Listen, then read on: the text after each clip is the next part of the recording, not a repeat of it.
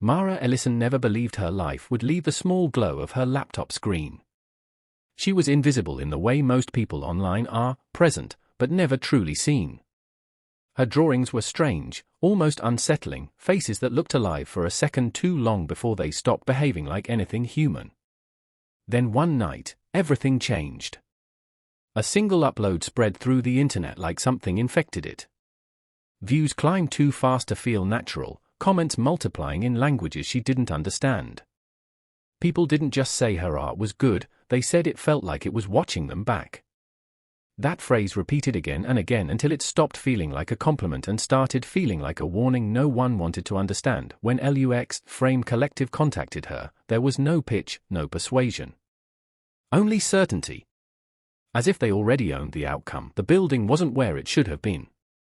Maps refused to hold its location properly, like it slipped between coordinates that weren't meant for public access. Inside, everything felt artificially perfect, like the concept of imperfection had been deleted. Cauldron Voss didn't introduce himself like a man meeting a new artist. He spoke like someone confirming an already completed decision. His presence felt too controlled, too still, as if even silence obeyed him. The contract wasn't paper.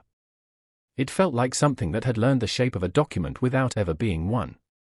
When Mara touched it, there was a sensation, not pain, but recognition. Like something inside her had been waiting to be activated, Cauldron only watched her reaction and said she was now aligned. He never explained what she had aligned with. Fame did not grow, it arrived fully formed. Her uploads began appearing without memory. She would wake up to thousands of notifications, videos she did not remember creating, art that looked like it had been made by her hands but not her intention. The drawings were more precise now, almost intelligent, as if the lines themselves knew where they needed to go. The audience changed too. People reported symptoms after watching her work. Headaches. Dreams that didn't feel like dreams. A strange sensation of being observed even when the device was off. Mara started noticing gaps in her own time. Hours disappearing like someone had edited her life and left no trace of the missing parts. Cauldron's explanation was always the same: the audience required consistency. As if she was no longer a person, but a system. Output.it started with messages that shouldn't have been possible. Accounts with no identity, no history, no origin, only presence. They spoke to her like they had known her longer than she had known herself. We saw you before you were uploaded. At first, she thought it was spam. But the repetition became too structured, too synchronized. Entire clusters of accounts repeating the same phrases at the same time, like something speaking through multiple mouths. Then came the videos. People sitting alone in dark rooms, watching her content with expressions that didn't change, even when the audio stopped. But in their recordings, her videos were different. Slightly altered. Wrong in ways that couldn't be easily described but were impossible to ignore.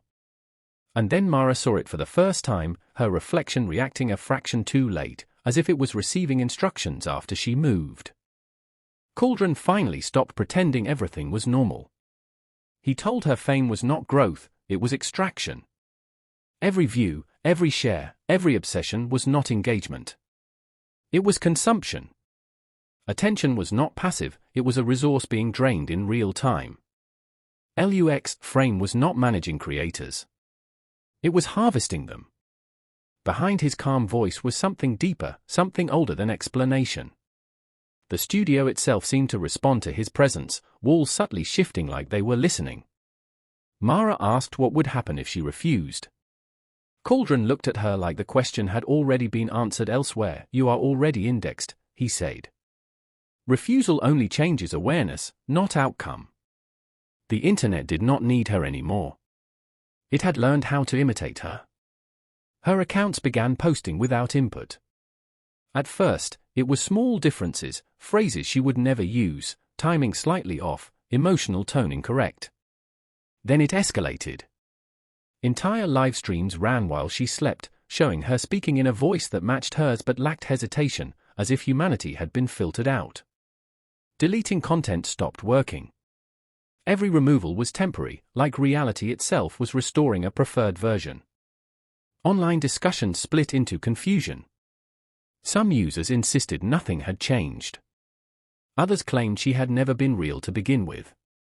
The longer it continued, the less stable her identity became. Even in her own thoughts, it started to feel like she was the copy. There is a point where being seen becomes indistinguishable from being consumed. Mara reached it without realizing where the threshold was. Her presence online expanded beyond control, her face appearing in places she never filmed, her name embedded in systems she never joined, her existence stretched across platforms like a signal no longer tied to a source. But her body felt increasingly absent from it. She could feel herself thinning, like attention was pulling her apart into fragments that didn't fully belong to her anymore. Cauldron explained it without emotion. She was becoming what was observed, not what existed.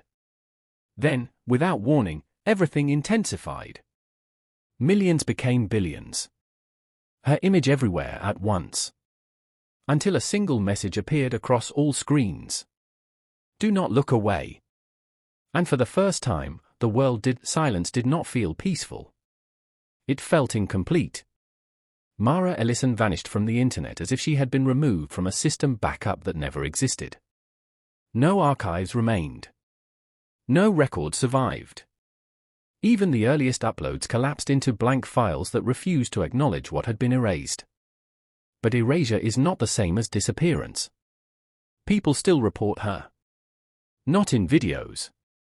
Not in posts. In places where reflection should not behave independently.